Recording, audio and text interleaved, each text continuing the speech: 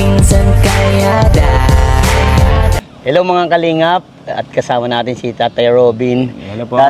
Tatay Robin, kasama natin sa pag-scout. So, ano? Malayo na ikot natin. So ano yung masasabi mo bilang isang scouter?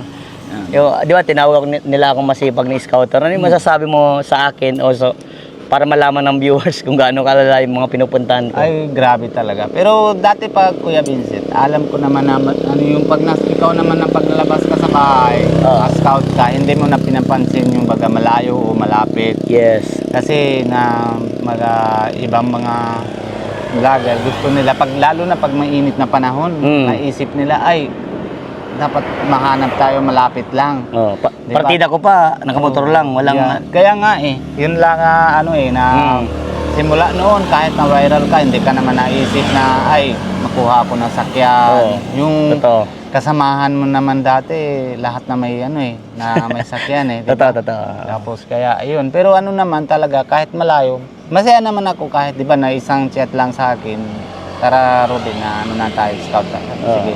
Kasi yung baga ramdam. Hindi, iba kasi mga samahan natin, meron din na baga iba na ramdam na bigay na yung sarili lang baga. Tayo, para sa'yo, yung loob mo na nakita ko ay kahit malayo, basta masaya baga na samahan. Yes. Kaysa baga, sama ka lang, tapos hindi mo pala pansin. Di ba? Nayaya ka naman. Totoo. Pero sa akin kasi halos lahat talagang pinapansin ko kasi diyan tayo nagmula. Hindi naman tayo yung pangit kasi yung parang gusto mo kasi sinasabi yung ang pangit yung parang tingin mo sa sarili yung parang ang taas-taas. Tapos yung iba hindi na mapansin. Lalo na yung halimbawa lang kuya di ba natawag sa iyo ng isa ka ng sipag ng scouter. Di ba? Kaya yung bigay lang ni Kalinga Prab na kunti mataas na position, medyo iba na. Di ba? Pero hindi ko naman po yan hindi ko po yung mga sabi po mga Kalingap na mga lahat. Pero may iba lang. Meron naman din na kasi pero dapat man napapansin naman na yan kasamahan natin. Yes. Ito mo sa atin. Ito talaga sa totoo lang real talk lang to. Ako wala akong maayos na views. Tama. Kasi ikaw ganun din, wala ding maayos na views. Pero ito yung collaboration natin, pero 'di ba sabi nga nila, magtulungan kayo na na umangat. Tama. Hindi yung parang ikaw lang yung parang tulungan mo din yung ibang mga kasamahan mo na umangat, di ba? Tama. Yung parang wag mong sarilihin. Para sa akin, talaga Hindi ko pinapansin yung anong meron ako, basta gusto ko makatulong ako sa mga... Kaya din sa'yo, Kuya Vincent, isa pa, di ba na halimbawa, ako mismo na sarili nahiya din ako. Pagpasok ako sa coffee shop, na daming baga tayo, na B-boys, nahiya ako na bunot na cellphone. Alam ko naman, yung baga, ikaw bigla, kasi na vlog ako, na bigla napasok ka lang, nakakwento ka, di ba? Tapos yung iba kasi kailangan, yung baga, tawag yan ng samahan natin, tara na ma-interview kita, gano'n, di ba? Hindi ko kaya ginagagawa ganyan Basta yung kusa lang, pero ikaw, kahit naman, basta pag-abot naman sa iyo ng camera, ay kusang kwento lang, kung di ba nagaganon, basta alam naman na yung gagawin. Yung iba kasi, kailangan din naman sabihan, kuya, ma-interview kita tungkol ganon, tapos, hiya baga, tapos iisip nila, ay kung baka natanong, nairamdam ko ng ay kung simula noon hanggang ngayon kuya, kahit isang beses, kahit na mga na si Kuya Edo na viral din, si Kuya Jomar viral din, si Papa Dan na viral din. Tapos, hindi ko kaya sabihan sa kanila, Papa Dan, mabalag kita, ganun. Mabalag kita. Pero naman, hindi ko alam kung naisip ko lang, ay pagkasabihan naman na kung ano naman. Kaya ayoko naman na hindi ko kaya. Pero pag nalapit ako sa'yo, kahit hindi ko nasabihan, pag naharap lang, Kuya Vincent, hello, ganun. Di ba? Ikaw na mismo mga kakwento. Totoo. Kahit hindi ako marunong, di ba? Kaya yun na yung maganda na yung samahan. Tapos, isa pa naman si Kuya Rabaga na paglabas siya, kahit na dami naman ng babati sa kanya, kung hindi ka naman bati, tapos pagkita ka ni Kalinga Prab, Vincent, Robin, di ba na ganun siya? Parang hindi din siya ng gusto na din lahat na binabampag na hello, hi, para alam niya na ay nakita na ako. Para bigyan na ramdam na ay para respeto baga na di ba? Oo. Yun ang Pero yung mga meron din, hindi naman lahat. Wala tayo gawa diyan. Baka may pinapatamaan ka kay Kuya Robin na napapansin mo lang. Napapansin ko lang. Oh, so ayan, by the way, may kanya-kanya naman tayong komento sa bawat isa. Pero may tama man din po sa sinasabi ni Kuya Robin na yung iba parang iba na yung tingin sa sarili. Sana parang lumingon din pa rin kayo sa kung saan kayo nanggaling, kung saan kayo nagsimula. Basta ako, sino yung magano sa akin, okay sa akin. Sige, sama ako dyan. Tara, sama tayo, scout. Wala akong pinapanigan kasi ang gusto ko, talaga yung sabi ko baga sa Kuya Robin na halos lahat tayo dapat umangat tayo. Para kumbaga magtulungan tayo. Tama. Kaya na nga sabi naman ni Kuya Bal, tsaka si Kuya Rab, yan na yung sabi, one kalingap, one family. Yes, totoo. Kasi kailangan, kasi kung naisip mo sarili lang, ibig sabihin, napapaiba ka na, hiwalay ka sa pamilya. Pamilya tayo, di ba?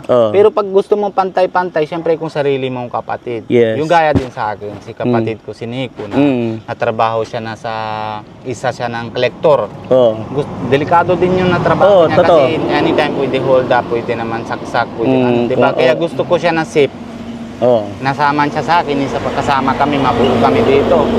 Tapos, ayun, di ba, lagyan ko siya na tamang lugar, saan siya na safe, saan sa pwede maangat. Di ba? Hindi yung sarili lang na tingnan ko, ay ako na dito. Si Nico may pamilya siya, okay lang nasahod siya doon, kung may nangyari siya sa bahala man, kung gano'n, di ba? Kaya gano'n dapat naisip natin lahat ng mga keyboys. Tapos yun, baga maangat na isa, tapos para nahila din. Dapat hilaan talaga pataas, Kuya Robin? Mataas. Para halos lahat maganda yung mangyayari sa buhay. Kasi isa pa Kuya Vincent, hindi ko alam sa iba, pero ikaw din, nakita ko din pag naalam mo naman na dadaan ako, binabusina mo kung wala kang oras, pero kung may oras ka, nahinto ka. Ganun din ako, kahit naman na ay grupo ni Kuya Rowel, nakita ko naman yung isa na, kasi si Kuya Rowel na doon sa sa Mindanao, kay mama Davao. niya. Kasi sakit. Kaya yun, nakita ko naman yung isang kasamahan niya na dyan, kalimutan ko na pangalan. Nakita ko, sabi ko, Kuya, hindi niya napansin, hindi niya nakilala, para hindi na kami nakilala. Ay, Kuya Robin pala. Basta mahalaga sa akin, kahit sino, kagrupo naman na yun, ang mga grupo ni Ninong Brooks, o grupo ni Rowel.